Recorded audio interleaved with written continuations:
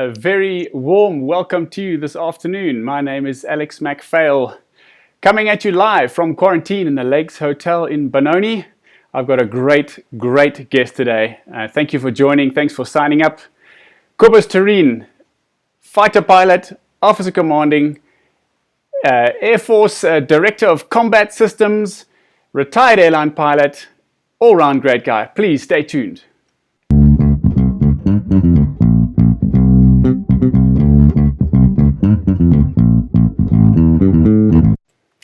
Cobus, a very warm welcome to you. How are you doing today in lockdown? Lex, good afternoon. Yeah, you're lockdown. We're in rehab, but welcome back to. Oh, thanks. Yeah, no, there's a wealth of SAA crew arriving at this hotel now. I think we're up to about 5 crews, and this is the new spot. So we're going to be, unfortunately, not getting together with anybody because this is isolation in your room. However, what is the situation with you? Are you running around the garden? How are you keeping yourself busy at the moment? Yeah, you pretty much summed that up. The garden, the house, the whole study, repainting, doing this, doing that. And then I still some work with Alpha and IATA's keeping me busy. Of course, the 3 weeks has gone by actually quite quickly. So, get busy. Okay, good. Cobus, let's backtrack a little bit. You've got a 44-year rich history of aviation. Where did it all begin for you? Are you a child of the Air Force? Did you have anyone in your family that was a pilot before you? How did it start for you?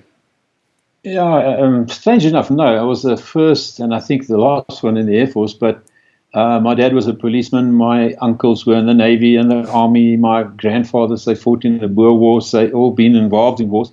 So definitely a military background, but definitely not a flying background. Okay. So living in Sunnyside when the Sabres came in, I was 3 years old, and they actually scared me until I realized there's one way of getting over that, and that's to go and fly them, and that's where it all started.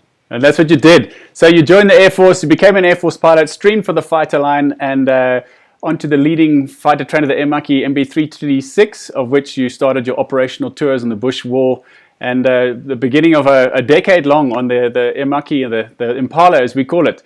Tell us a little bit about your Impala training. Oh, it was great. Starting at the Notter with the Harvards, of course, you mustn't forget that little part. Then going to Longabon with Impalas. And then a little bit of a delay because we had to go and do officers course, and I stayed behind. It's one thing I had to promise my folks, that it doesn't matter what I do, I will study. So I stayed behind, did a BML degree at the military academy. Then I was so glad to get to H Squadron in Bloemfontein. Then started operational training, and then the cherry on the top was when we got deployed for the bush tours. And amazing, we speak about it a lot, and always remember the good times. We seldom remember the rain, the mud, and the food, and things like that. And it was really good fun. And of course, the isolation, and there's parts of it that you maybe reminisce on at the moment. I'm reminiscing on times where we were told what to do, when to do it, and how to do it, and sort of living under other people's rules. So then you spent many years going in and out of the bush tour, and then you graduated onto the fast jets and the conversion onto a Mirage 3. And then straight on to the Mirage F1. So tell us a little bit about that fast jet experience. Well, that obviously was the highlight, and that's why you joined to become a Mirage pilot. Only one thing I missed, because I was at Academy, I missed the part with the Sabres, because as we got to Sabre flight, they grounded the Sabres. Okay. So the best we could do is put our helmets on the Sabres wing and go and sign the books and then fly Impalas. But then Mirage course at Petersburg, and then I was very fortunate to be posted to 3 Squadron in Pretoria. Okay, young, not married, Pretoria. Nice. In the city, flying jets, Mirage F1s. I mean, I think it was most of the guys I know in South Africa, the F1 is what people wanted to fly. So while we're talking about that F1, let's just put a little clip up to get people going. Here's the nice shot of the F1.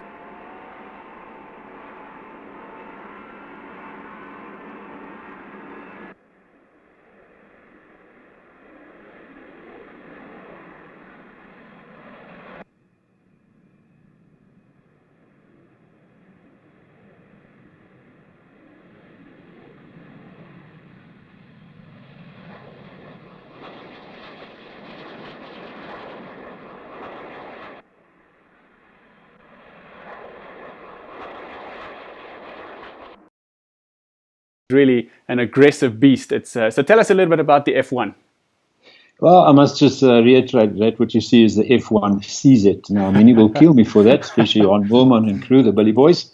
But the F1 was most probably one of the nicest aircraft built that we could fly. It was a mean machine. It was nice to handle. The undercarriage was unique. You're right. It's a very unique type of undercarriage. And I think the only one that came after that that's as beautiful was the Rafale, which is actually just the bigger brother. The Mirage 2000 is nice. And I flew a sortie in that.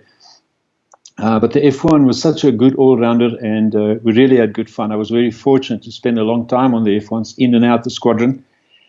So till date, it's just the aircraft I have my most hours on, and the fighters anyway. Okay, yeah, I know you. In the end, you amassed 2,000 hours in fast jets. That's quite an achievement, considering that fast jet pilots, in particular, jet pilots and fast jet pilots, don't really log a lot of hours. Maybe a lot of sorties, the 20-minute sortie, 30-minute sorties, but to get through 2,000 hours, that's a significant time.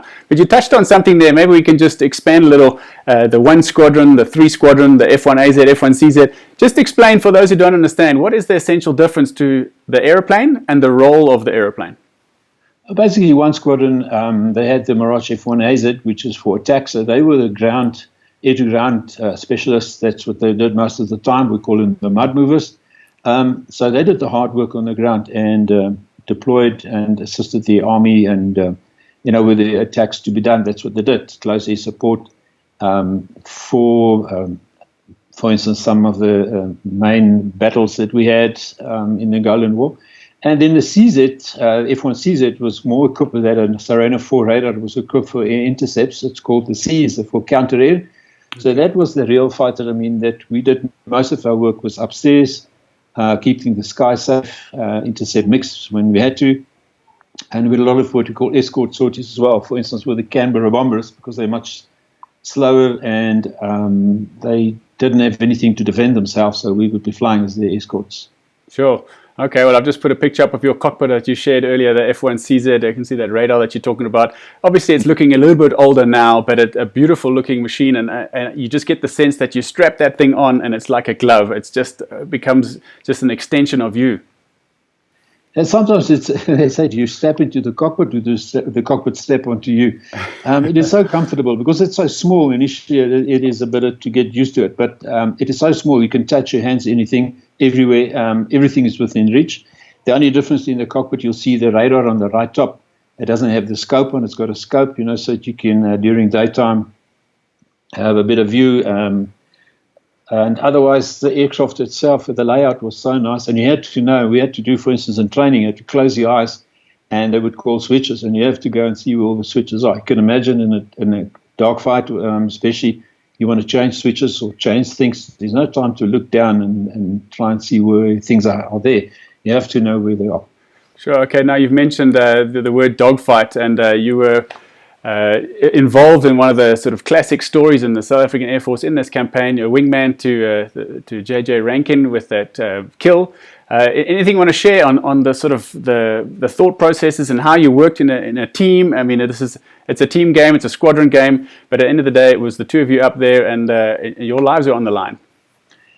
Yeah, well, I suppose that is the highlight of anybody's career. That's what you train for every day, day in and day out, and it is so exciting, but a strange feeling as well. I tried to explain the other day as well to 43 of the students that story about no guts, no glory. It's amazing how training comes and kicks in, and you just concentrate on what you must do. And it's high-level teamwork because, for instance, I didn't see them at all. They crossed just to my right, and I had to keep Johan's tail clear. He keeps my tail clear, and the mission controller keeps us informed to where they were coming from. And once you engage, that is it. We were at the edge of our radar, so we didn't have much assistance from our radar in the sense that they couldn't actually see what is below us, but it's essential. But it starts way long back on the ground already, with the ground crews, the administrative people that builds this team, and we just go right to the cake and take the cherry and eat it, but bring it back down again. That often has there's many different careers and industries where there is a person that becomes the figurehead, the poster boy, the person that really gets mentioned in the news. But as you said, there's a massive team, and it's kind of like a pyramid. There's those building blocks that really support you and allow you to be in that position. But then, of course, once you're in that position, it's up to you to execute with precision. So tell me, just we're not going to dwell on this, but just how did the debrief go after that flight? So you both get back to the base. What kind of a discussion are you having after that? Are you jittery? What's happening? Yeah, they actually went past so quick, and you have to really sit down. Interesting, for instance, we now in communications with the guys we actually had to combat against, and we got good comms with some of the Cuban guys. But the bottom line is we didn't have much time. We had to debrief, chit-chat. We had a wee bit of champagne. Of course, mine was thrown over my head. But a quick debrief and then back into cockpit standby. The aircraft had to be turned around, rearmed. So actually, when we came back that afternoon, the real debrief started. And then, of course, after the debrief, we were back on cockpit standby, so there wasn't much time to celebrate. At the ready all the time. Okay, Cobus, so at the end of this, more than 10 years of in and out of bush tours, you've got more than 160 operational flights there. You head back to the squadron, and now you've taken on a flight commander role, an officer commanding role. You go through various staff courses, and now you end up as the officer commanding of 2 Squadron, which becomes the premier squadron of the South African Air Force. You amalgamated 13 different fighter squadrons down into the 1 squadron, and they made you the boss for more than 5 years. Talk me through what it's like running a team of highly charged, highly professional, diligent pilots. What was that like? Yeah, initially when I was told I'll be taking 2 Squadron, the Flying Cheetahs, and I was probably going to be there for 5 years. Chief of the Air Force then was General Hafter. I was actually quite scared, because how do you do that? I mean, all these people, remember the pilots are used to get transferred every 3 odd years. The ground crew are settled into the squadron, some of the supporting staff as well.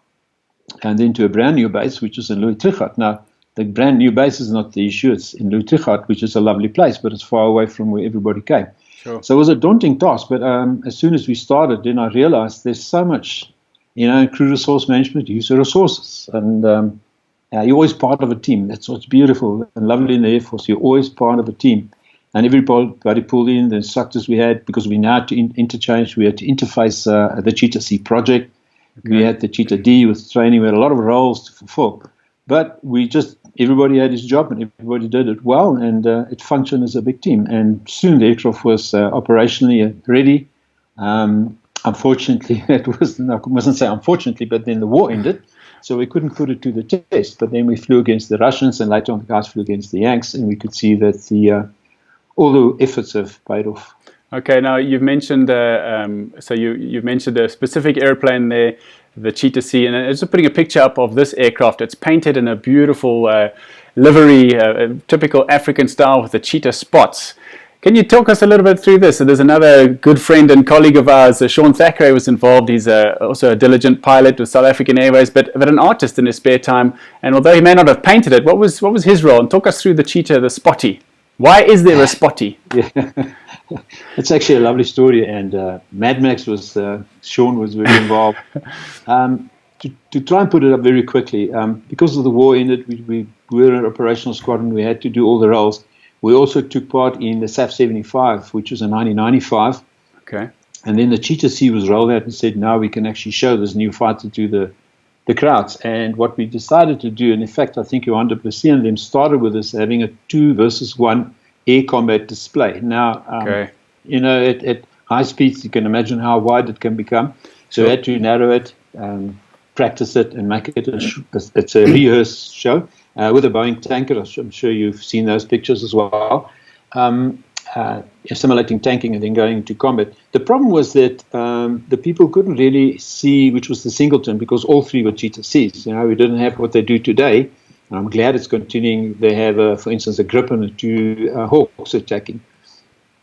So it was decided to and we painted the belly tanks white for the singleton, which I flew the singleton. But when the aircraft turns, you couldn't see it. So then this was decided, and I think Sean was very instrumental in that. And we approached Denel. We had to approach the Air Force Command Council. They were very apprehensive because brand new, expensive fighter on the South African Air Force. They wanted to paint it. Yeah. And Albert van Oldenmark was actually the project boss at Denel, and he said, let's talk. Sean went to Denel, and with another one of the ladies, quite a young lady, I think, they sat and they designed the color scheme. Okay. It took a while to get approval from the Command Council, but one day General Hafter phoned me and he said, listen, get your butt up, take the squad and go and fetch us. We didn't call it spotty then, go and fetch the cheetah.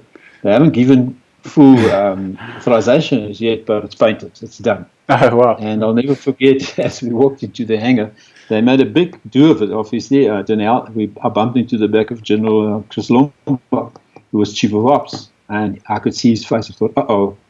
And I'll never forget when we walked into the hangar, and here is spotty. And I thought we didn't expect a caricature, we expected the real cheetah. But I mean, it's very difficult.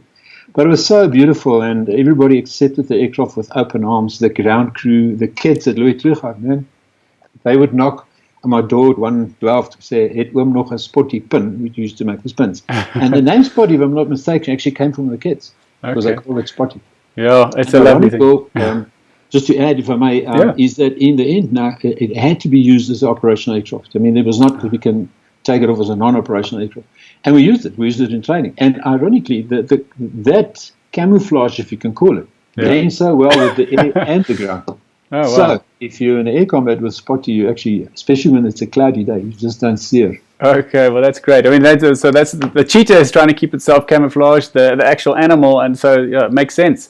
And and you were telling me earlier about nobody really knew about this. I think this thing was quite under wraps, and this thing came out painted, and you got airborne. Was it out of Joburg International at the time?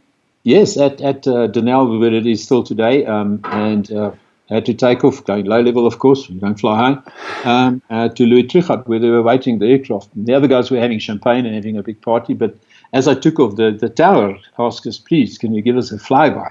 And I thought, man, you never ask a jet jock for a flyby. So they did get one, but I didn't want to make it too fast, because just to show, you can imagine if you turn the platform. So they enjoyed it. And back at base, I had to do quite a few flybys as well. And amazing how the ground crew now were very, very, we thought they might not like this. They're very set in their ways. But it's amazing. The guys were fighting as to which revetment they had to park. So eventually I parked in front of the squadron and got out. Okay, well, that's great. It's nice that the story, it came from within the squadron, and it came back into the squadron with so much love. I can see the passion and enthusiasm, the way you're telling the story, that even though this airplane hasn't flown for decades now, it's there's a lot of love there. That's wonderful. And so leading that squadron, the Flying Cheetahs, I've seen some pictures of you holding cheetah cubs. There were some cheetahs on the base as well at some point. So now, obviously, all good things, you're moving on up, and next staff course, and they want you now into the headquarters and senior staff officer in fighters, and eventually in the Directorate of Combat Systems. So now that transitions go, so you've built up from being a fighter pilot to being a flight commander, officer commanding. Now you're in the Directorate of Combat in HQ. So what is that like? Now you have to motivate people from a different point of view. It's no longer in the cockpit stuff. It's sort of systems and planning in the bigger picture. Talk us through that. If I can backtrack quickly, Alex, I think it's important to note, Spotty, if you want to go and look at her, she's at the Air Force by Swartkop, the Air Force Museum. Thanks for the reminder. Yes, I wanted to celebrate them. Yeah, it's a great museum. Go and have a look. He's really looking off nicely, and he keeps the cockpit so nice and clean. So yes, in the Directorate Air Combat or Combat Systems at the time, it was the SSO Combat. The times there were changes with the generals, and I became the deputy director for a while. And at a time now where, you used to have money for flying, lots of flying, and all of a sudden the flying became less and less, because we used to call it capital, that you can get money to fly, otherwise for personnel. So the flying became a little bit less, so the challenge became more, but to motivate the pilots became one of my biggest issues. But as if you walk from a squadron out of the cockpit back into another office, which is Air Force headquarters. But fortunately, with the inside with General Hertz, he said staff officer must not sit in the office and go and fly. So I still did a lot of flying at the squadron. But what was nice is you now fulfilling a managerial role to keep the combat systems going. And at that time was when we got involved with the arms deal. So that took up a lot of time. Okay. We had a lot of meetings to attend to, but yeah, look, it's not as nice as sitting at a squadron for sure. But it had its challenges, and I enjoyed it, because that's as you were going up, because I was looking to go as far as I could go at the time. Sure. And then along the way now, we jump back a little bit. You did that a very, very senior and significant training course, the Accident Investigators course. You did it in the United States in the early 80s already. So your history of safety and accident prevention has, 4 or 5 decades already now. So that led you to a position where you ended up transitioning out of the Air Force in sort of mid-2000s and ended up at South African Airways as the safety manager there. So talk us through now the change. You were very senior in the South African Air Force, a full colonel at the time, positioning for a general post shortly, and you make a sideways move into the South African Airways. What is that transition like now? It's a safety role and a non-flying role. Yes, Alex, it was a big decision to make. At the time, I realized that the Air Force was changing. That was already in 1999. I think the biggest change was, if I have to call it, is my son was 3 days old when I was made the offer to come to SA. So first time in my life, I think I had some type of vision other than flying. Okay. And I had to make a decision. We were actually on our way to Washington as Air Force attaches at the time, and I really wanted to do that. But so it was with a heavy heart that I left the Air Force. I walked into the Airline, and I was really surprised to actually walk in there and find something you didn't expect. The people were friendly, a lot of ex-Air Force guys, of course. And then all of a sudden, I'm sitting in an office with a type of a suit. I had to go and buy a suit. I've always been wearing a uniform. Sure. So it was a big transformation, but everybody there actually made it quite easy. There were guys, I don't know if you remember Doug Smith and Gal Beresford. Sure. Lindy was cabin crew, and the boss was Graham Richard, who actually came from 2 Squadron as well.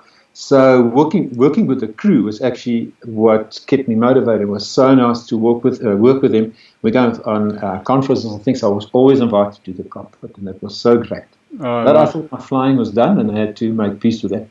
Yeah, okay. Well, you managed to then, after a couple of years of delivering the goods, there was an opportunity to get back onto the seniority list, get back into the cockpit, and obviously you took that with both hands and continued doing safety, but now flying again.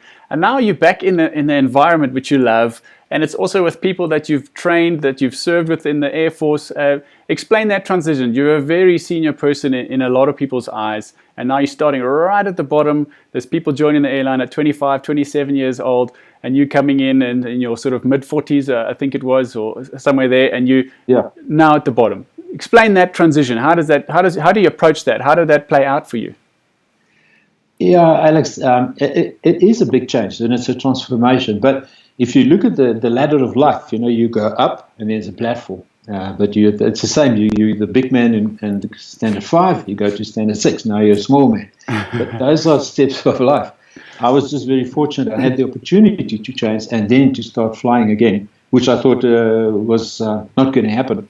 So I really grabbed it with both arms, and I would have flown P3 for many years if I had to. I flew for 3 years. What was interesting is that a lot of the, especially co-pilots at the time, were my lieutenants and captains at the squadron, and it said, well, they refused that I make a bed in the bunk in the aircraft because I was the officer commanding. I said, okay, that's fine. They forgot that I have to do the takeoff, and then after takeoff, the P3 goes to the bunk and goes to the bunk. So it's as simple as that. I embraced it. I think when you make a change in your life, and you're given opportunities, you must grab it with both hands, and that's what I did. I enjoyed it. It was fun, and eventually I flew with one of my students as a pupil pilot, Wayne Serfontein, on the Boeings 7300s, 737s, and he was the captain. And I was thinking I'm going to get back what I gave out, but it looked like I treated him well. Oh, yeah, Cobus, there's just so many people that know your name and speak so highly of you. You don't know their name, they know your name, and you've got such a strong reputation from the Air Force of being a gentleman in the airline. Your network across the world is broad in safety and the various conferences from ALPA and with the IFALPA and the bigger community. So it is a transition now. You continue flying, and now you're coming towards the end of your career. Before we get there, let's just put this little clip up, and a beautiful clip of a Airbus 340-600, which you ended your career on.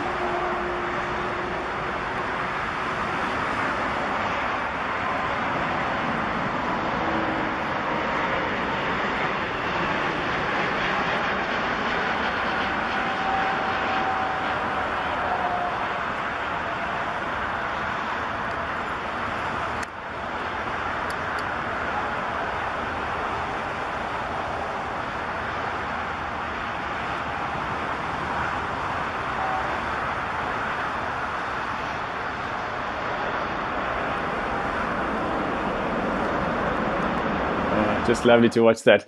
So you ended your career flying on the wide bodies at South African Airways. So talk us through this next transition. You've talked about Standard 5 and Standard 6. You've flown light jets into the frontline squadrons, the boss of the squadron, the transition back to safety. Now you're in a whole new transition now. So you've been retired for about a year. What has that transition been like? Or before we get there, so those last few flights, you get to celebrate your flights with people that you've spent a lot of time with, and you get to really take in those last, particularly that last month of roster.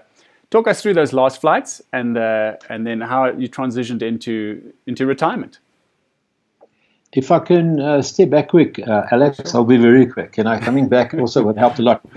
I'll never forget day one in a simulator with the A346 on as a P3, and my co-student was Steve Isaacson, also a jet guy, jet jock. So we had Dudley Steenkamp. He said, listen, you guys sit on your hands. And this is how we started. Don't touch anything. And the training has just been, the training culture is really, I've always really, really enjoyed it. It's good. It's there to build. So the transformation or transgression and whatever you want to call it actually was so smooth, and it was wonderful. Even at the time when the real transformation happened as well, and you see people coming to the cockpit and you think this is going to be very difficult. It was actually seamless. And the whole way, the culture of the airline was so nice that, I missed my flying days in the fighter line, but I've done it for a long time. So this was a new world. I realize I'm running out of time. Obviously, everybody wants to get command sometime, but in SA it does take long. I never managed command, but it's fine. I had such good fun. And I realize also being a co-pilot, actually, especially on the long haul as well, you're sitting in the middle. You're not the P3 and you're not the captain. So you have to make very few decisions, really. If the captain wants them, the old sayings, oh, I see, and that's fine. And I was so privileged to fly with many, many great guys. There were the Johnny Woodses and the Scully Levines, and right down to the guys who flew with me in the Air Force, the Francois Nudiers, I think he's there in lockdown with you. Too many names to mention. And then also, of course, in SA, what I really enjoyed is the support staff. I think Boca is watching as well. They're there to support you through everything. So the last flight was...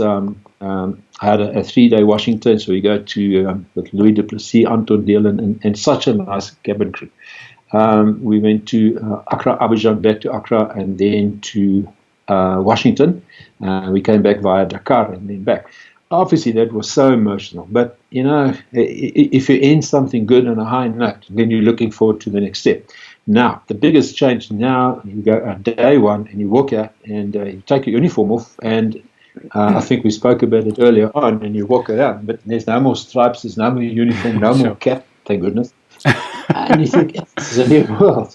So initially the transition was actually quite tough, but I was kept quite busy with safety type work. And I think I did a lot of flying in as passenger. That's not my favorite.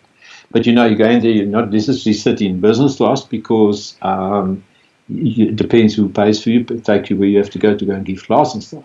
Sure. And always I go make sure to go and say hello in the cockpit. And they said, do you want to get to the cockpit or do you want to stay in the cockpit? I said, but. So, yes, I think when we get to retirement, it's actually another big transformation. It is as big as I did career steps. But I think I've been kind of through all the transformations in my career that I'm still enjoying it, but I'm kept busy. But I must work. I've got 2 boys still at home as well. One is flying, the other one's now matric. Sure. It's not the end of the world. It's the beginning of a new stage in your life. That's it. And Cobus, you've got such a wealth of 4 decades plus of flying. You've got the accident investigation background, the accident prevention, statistics analysis. You've been involved in ALPA committees. You give sea resource management training, leadership training, command upgrade training. I'm sure that there's people that are going to reach out to you continuously over the next several years still, and particularly now the flying might slow down for most pilots. However, the training will still continue, and the plans will still need to be put in place for when we start unlocking this thing. So, Cobus, it's just been a wonderful time chatting with you. I wish you all the best in this next transition and the end of lockdown and carrying on with your training. Thanks so much for your time. It's great chatting with you, and all the best. I hope to catch up soon and we can have a beer sometime. Thanks, Alex. It's an honor and a privilege. Thanks so much. good luck with quarantine, and send my regards to the rest of the crew as well. So we'll chat again soon. Cheers. Cheers, Cobus. Well, folks, thanks so much for joining the show. I've got one more little surprise for you, and here's a quick picture, and if you can figure out what is happening in this picture, what aircraft is this, and why would I be showing you this picture? Tomorrow, coming live, the Patrie de Français will be joining us. Please stay tuned, subscribe, share, like, and in the meantime, stay safe. Thanks for joining the show.